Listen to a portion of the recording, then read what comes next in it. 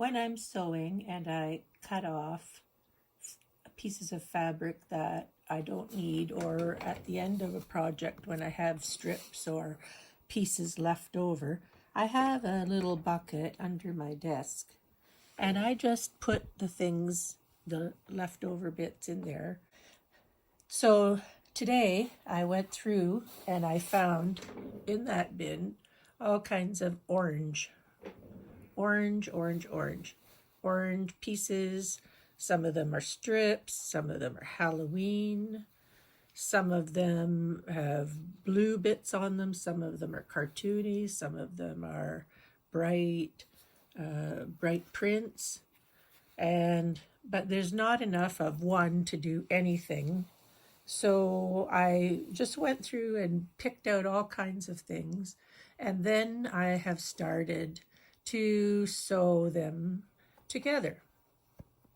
And what I tend to do is I just put a strip under the presser foot of my sewing machine, take pieces right side to right side, sew, get another piece, put another piece on, sew, and then take them away, press them, square them up a bit. Then I can take a couple of those and sew those together. And eventually I'm going to get some long strips. And this time I want to make big squares, finished 12.5 inch, so that this quilt goes together really quickly. I'm going to take these and sew them together so I have long strips, and then I can cut them into strips that are, and these are 2.5 inches. And the seams all up and down, that's not a problem. I cut a strip of white fabric to go on either side, and to start I cut them at 2 inches, but when I sew it on and bind this edge on both sides, I can trim it off to a size that I like. And then what I'm doing is I also have all kinds of one-ofs, strips, pieces that are quite long, and these are all sort of in the brown group. So what I'm doing with these, I am going to make 12.5 inch square. The orangey color bar is in the center of the square diagonally, so it has to be at least 18 inches long to get the diagonal of a 12.5 inch square. And then each of the pieces of the brown fabrics that I have in strips, just going to sew them on either side of the whites, and when I get them big enough, I square them off to 12.5 inches. It's going to be quite a dramatic quilt because of the contrast, high contrast between the white and the browns and the orange, in comparison to the one that's over there, which is kind of fun and happy, and it's all brights, and the whites that I used are, or the lights that I used are not white, they're little prints and things. So all these little pieces that you can collect over the course of a year, sometime you have to just dig into the bin and start sewing them together and find ways to make them work. So little squares can become longer squares, and then they can be joined with other things, and you can create all kinds of things. You just have to decide on a color that you want to keep them unified. That's what I think. You have to have a color unification something. So I've got orange and I've got brown, and sure there's going to be yellows and greens and blues in it, but the majority of it is going to be orange and brown. And the white is a good accent to keep it all unified. So we'll see how it goes. When I get a lot of the center orange section pieced together from all of the little scraps, and I cut them to the length that I want, then I add a 2-inch strip of white fabric to the side. But because the seams and so on are all a little bit wonky and in different places, sometimes there's just a little wobble in my sewing.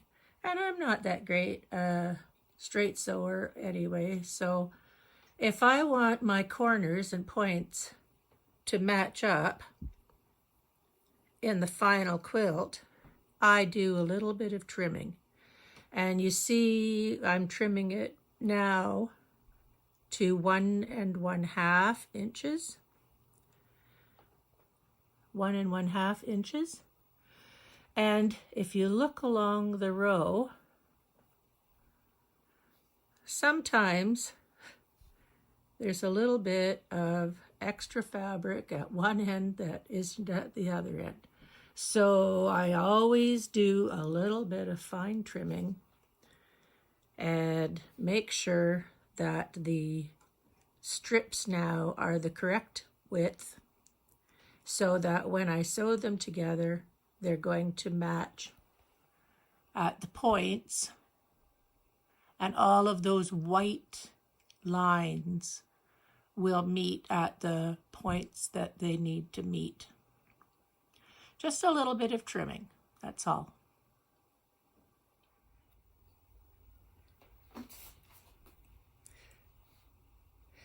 So when I've got all of the strips sewn to the sides of the center section, and I know they're going to be big enough to reach the corners of my 12 1/2 inch ruler, it's time to square up the block and make sure it's going to fit with the other blocks on the wall. Here is a handy little trick. What I have done is I have placed some painter's tape on my ruler, and I have placed that so that the edges of the painter's tape will border the inset orange strip down the center. And as long as I have both sides of that on the inset strip at the center and all the way around, the 12 1/2 inch ruler is on fabric, I know I can easily square that up, and the orange strip will be directly in the center, and all of those white markings will match up when I want to sew the blocks together. So just a little bit of painter's tape on your ruler will help you to square up and keep your measurements accurate. Another little tip. So it goes together very quickly with using the long strips of the browns to fill in the ends. And I think it's going to look really smashing when it's done. And that is now 16 squares.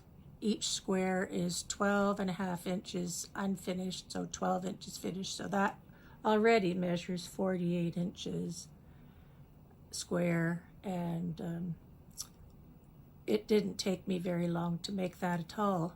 The longest process is just the making sure that you do trim the white so that it is going to be accurate when you want to piece it together. So I hope you enjoyed these tips. I hope you enjoy making something with all your little, I guess they're called crumbs, but hope you enjoy making something with all your little pieces of scraps and filling in any colorway that you like. Send some comments. Bye.